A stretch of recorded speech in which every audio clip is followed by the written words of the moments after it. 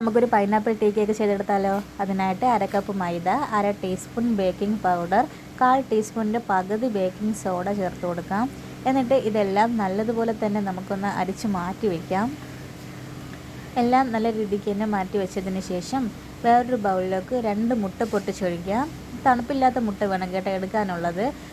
തണുത്ത മുട്ടയാണെങ്കിൽ കുറച്ച് സമയം ഫ്രിഡ്ജിൽ നിന്ന് വെളിയിൽ മാറ്റി വെച്ച് നല്ലതുപോലെ തന്നെ തണുപ്പ് മാറിയതിന് ശേഷം മാത്രമേ ഉപയോഗിക്കാവൂ. ഇനി ഇതിലേക്ക് 1 കപ്പ് പൊടിച്ച പഞ്ചസാരയാണ് ചേർത്ത് കൊടുക്കുന്നത്. കുറേശ്ശെ ചേർത്ത് കൊടുത്ത് ഇതെല്ലാം നല്ലതുപോലെ തന്നെ, അതായത് ഈ മുട്ടയുടെ മഞ്ഞ നിറം മാറി ഒരു വെള്ള കളറാവും, അതുവരെയും ബീറ്റ് ചെയ്തെടുക്കണം. ഒരു 5-6 മിനിറ്റ് നമുക്ക് നല്ലതുപോലെ തന്നെ ഫ്ലഫ് ചെയ്തെടുക്കാം. നല്ല ടേസ്റ്റാണ് കേട്ടോ. അപ്പോൾ എല്ലാവരും മസ്റ്റായിട്ടൊന്ന് ട്രൈ ചെയ്യണം.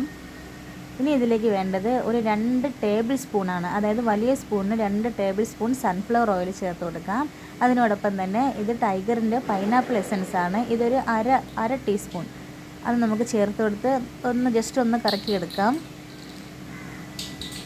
ഇനി നമുക്ക് നേരത്തെ ആദ്യം മാറ്റി വെച്ച ആ ഒരു മാവിൻ്റെ മിക്സ് ഉണ്ടല്ലോ, അത് നമുക്ക് കുറേശ്ശെ ചേർത്ത് കൊടുക്കാം. ഇതിനോടൊപ്പം തന്നെ കുറച്ച് പാല്, അതായത് ഒരു 1/4 കപ്പ് പാലെടുത്ത് വെച്ചിട്ടുണ്ടായിരുന്നു. തണുപ്പില്ലാത്ത പാലാണ് എടുക്കാനുള്ളത്. തണുത്ത പാലാണെങ്കിൽ ഫ്രിഡ്ജിൽ നിന്ന് മാറ്റി വെച്ച് തണുപ്പെല്ലാം പോയതിന് ശേഷം മാത്രമേ ചേർത്ത് കൊടുക്കാവൂ. അങ്ങനെ എല്ലാം മിക്സ് ചെയ്തതിന് ശേഷം നമ്മൾ ബേക്ക് ചെയ്യുന്ന ട്രെയിലിട്ട് ഒഴിച്ചു കൊടുത്ത്, ഞാനിപ്പം ഓവനിലാണ് കേട്ടോ ബേക്ക് ചെയ്യുന്നത്. അപ്പം 30 സെക്കൻഡാണ് എനിക്ക് വേണ്ടി വന്നത്. 30 മിനിറ്റ്. 30 മിനിറ്റിന് ശേഷം നല്ലതുപോലെ തന്നെ കേക്കൊക്കെ ആയിട്ടുണ്ട്. അപ്പം നല്ല ടേസ്റ്റാണ്. മസ്റ്റായിട്ട് എല്ലാവരും ട്രൈ ചെയ്യണം. കുട്ടികൾക്കൊക്കെ ഒരുപാട് ഇഷ്ടമാവും. അപ്പം നമ്മുടെ ചാനൽ സബ്സ്ക്രൈബ് ചെയ്യാത്തവർ സബ്സ്ക്രൈബ് ചെയ്യുന്നത് സപ്പോർട്ട് ചെയ്യണേ.